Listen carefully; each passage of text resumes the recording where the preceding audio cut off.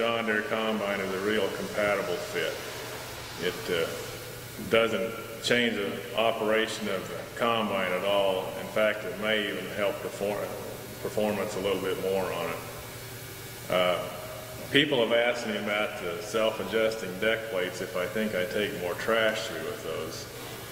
And my answer has always been no. I think maybe I actually take a little less trash through, because with the hydraulic deck plates, I think maybe I always had them tighter than I needed to have them, because I was afraid if I opened them too wide, I'd be putting corn on the ground through the snapping rolls. And the self-adjusting deck plates have got a nice round edge on that lets quite a bit of trash through already naturally, so the flow is pretty good for trash. So far, I've yet to find anything that I'm not happy with. It does everything we wanted it to do and more. We're shelling way less corn at the roll and the deck plates. Just doing a fabulous job, and even though we opted not to have the chopper units underneath the head, it's doing a good enough job on the stalks for what we want. We're happy with what we're doing here. Grinding up the residue, of course, we just couldn't be any happier. Working real well. I like the job. It's leaving the stubble height and the amount of residue. It looks like it's going to work real well. We no-till all of our beans and chisel plow our corn on corn, and I think we're going to be pretty happy with the job. We chiseled a little bit so far, and it's looking pretty good. It's chews it up enough that it's starting to decompose already in the 1st of October. I really like the shredder, because we had a field that probably sat about 3 weeks. We went and did beans and then came back and got back at the corn. And the corn stock, I couldn't believe how the corn stalks were deteriorated already from just that little bit of time this fall. It just does a lot better job than having to go back with the shredder. And I guess I would have to say now, first and foremost for us is the grain saving, and the residue thing has actually become maybe second in line as far as our interest in the head. Well, just the thing's built, and when you look at the drive boxes and the sprockets and the gears, it's just incredibly well built. It is substantially larger than my redhead was, so you know that it's going to last longer. And I was pretty impressed with the way the head was built. The gears, the shafts, everything just seems so much heavier than on my old case or even a Deere. We didn't spend anything on that first head, and I don't know that we'll do it on this one either. It's the first head that I've really seen that there isn't a whole lot to wear out on. It's built pretty heavy. And the parts that are going to wear out are heavier yet.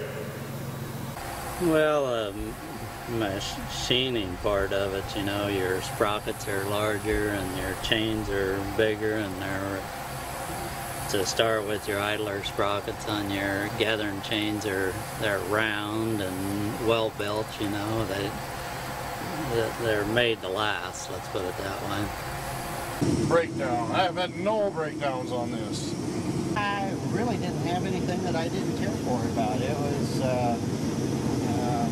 just running it the one season. It did everything I wanted to do, and I didn't have to mess with it. So I really didn't have anything that I could really bitch about. There is a bit more grease zerks on this head, but that can only be a good thing to me. Anytime you put a grease gun on something, that means it's going to last longer than a sealed bearing or otherwise.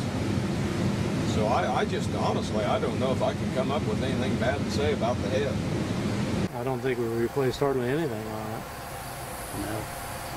No gathering chains or sprockets. All we ever did to it was check the gearboxes and just general maintenance. I think we had to put a chain on the cross auger on it, and that's all we really ever did to it.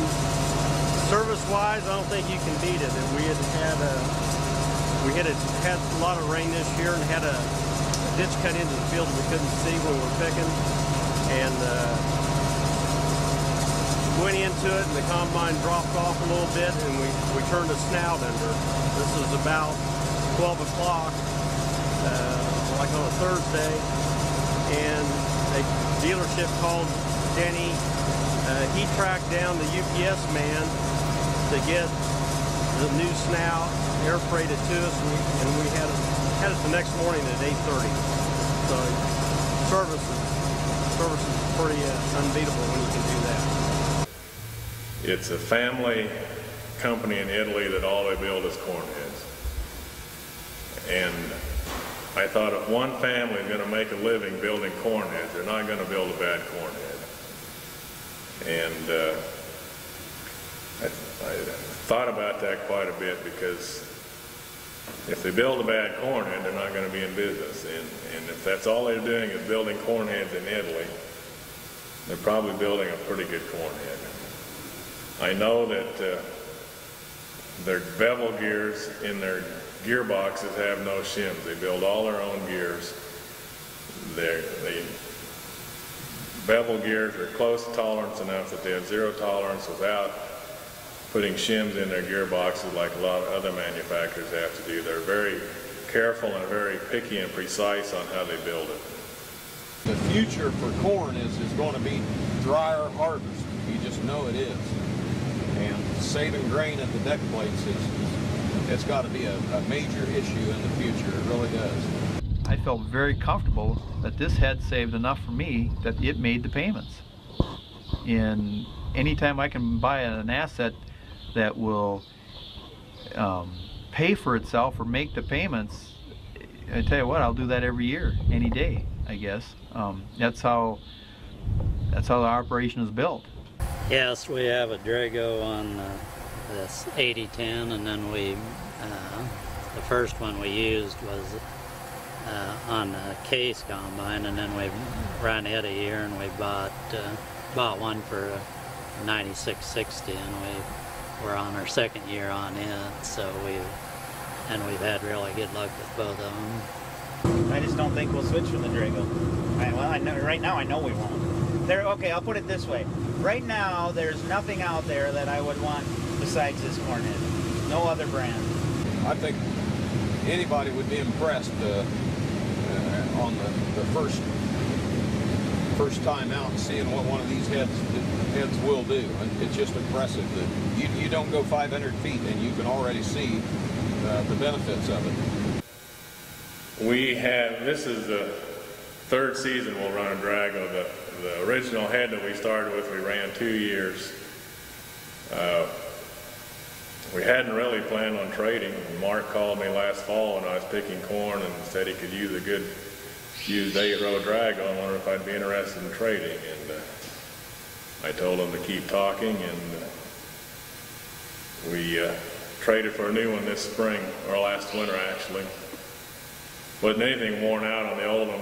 It's just, I think its longevity is going to be phenomenal, you know.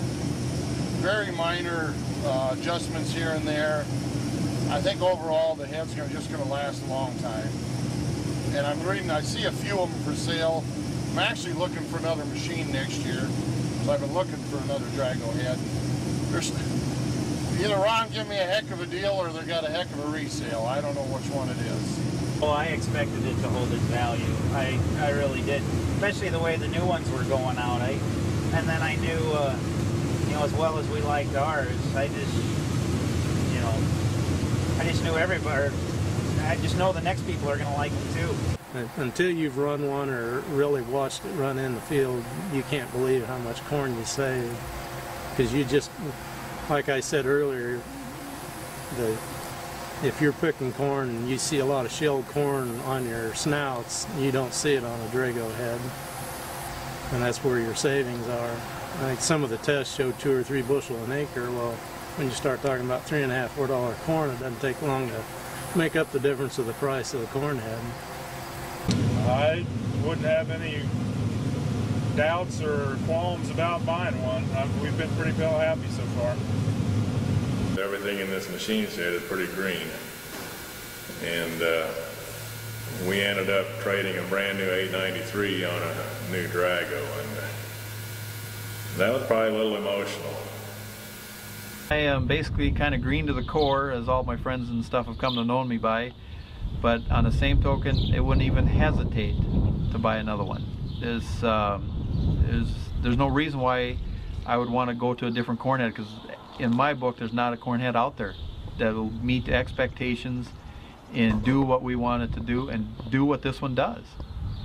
Like I say, this one actually is to the point where it more than makes a payment, so to me it's paying for itself. And it's hard to find a piece of equipment that'll do that. Bottom line is it does work. It's definitely as good as advertised.